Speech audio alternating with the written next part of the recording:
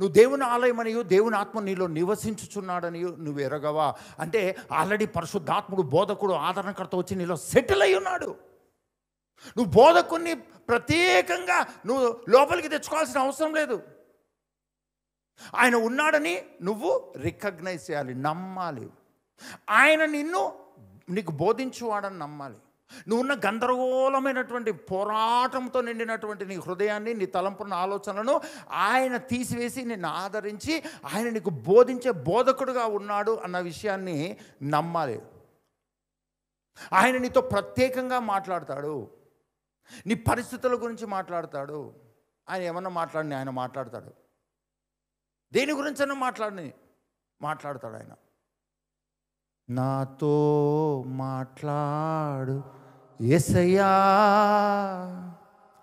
నీవే మాట్లాడు మయ్యా, నీవు పలికితే నాకు మేలయ్యా. గట్టిగా హల్లెలూయా చెప్దామండి. మీ పక్క వాళ్ళతో చెప్పండి, యేసు ప్రభు ఈ మధ్యలో నీతో మాట్లాడట్లేదా? కోపం వచ్చింటుందండి, నువ్వు చర్చికి రావట్లేదని, వచ్చినా ఎప్పుడో వస్తావని, నువ్వు బైబిల్ చదవట్లేదని ఆయన నీ మీద కోపపడి ఉన్నాడు, అందుకని నీతో మాట్లాడట్లేదు. ఇట్లా కనుక ఎవరైనా చెప్పినారనుకోండి, దయచేసి మీరు చెవిటి వాళ్ళు అవ్వండి. ఓకేనా? ఎందుకు చెవిటి వాళ్ళు అవ్వాలో తెలుసా అండి? ఆయన ప్రేమతో నిన్ను వెలపెట్టి కొన్నాడు. నువ్వు ఓపికతో వినేంత వరకు ఆయన ఓర్పుతో సహనముతో నీ కొరకు వేచి ఉండివాడుగా ఉన్నాడు. హృదయమన్నడి తలుపు నొద్ద యేసునాదుండు, హృదయమన్నడి తలుపు నొద్ద యేసునాదుండు, నిలచి సదయుడగుచు తట్టుచుండు సకల విధములను, నిలచి సదయుడగుచు తట్టుచుండు సకల విధములను. ఎంతసేపని నిలువబెట్టి ఏడ్పింతురతని,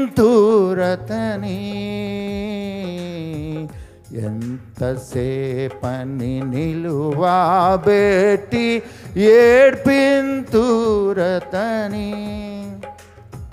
మీ పక్క వాళ్ళు చెప్పండి, ఆయన ప్రేమతో నీతో మాట్లాడాలని, నీకు ఆలోచన చెప్పాలని, నిన్ను తలగా ఉంచాలని, నిన్ను ఆస్తికర్తగా చేయాలని, నిన్ను బలవంతునిగా చేయాలని, నీ తల్లిదండ్రులు ఇవ్వలేంది, గవర్నమెంట్ ఇవ్వలేంది ఆయన నీకు ఇచ్చి ఉన్నాడు.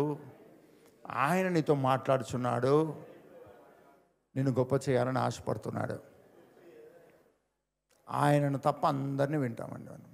ఓకే గూగుల్ అంటాం, సిరి అంటాం, ఇంకెవరున్నారు, అలెక్సా అంటాం, అంతా ఆడవాళ్ళ పేరే అండి. Alexa also female. ఇంకెవరు, సిరి కూడా ఫీమేల్ అండి. గూగుల్ దాని గురించి ఎందుకమ్మా మనకు అవసరమా? దేవుడు తప్ప ఏఐ, చాట్‌జిపిటి, ఈపిటి, ఆపిటి అని అన్ని రకాలవి విని ఎంతసేపని నిలువబెట్టి ఏడ్పింతురతని. వీటన్నిటి మధ్యలో ప్రభు స్వరాన్ని నువ్వు మిస్ అవుతున్నావండి.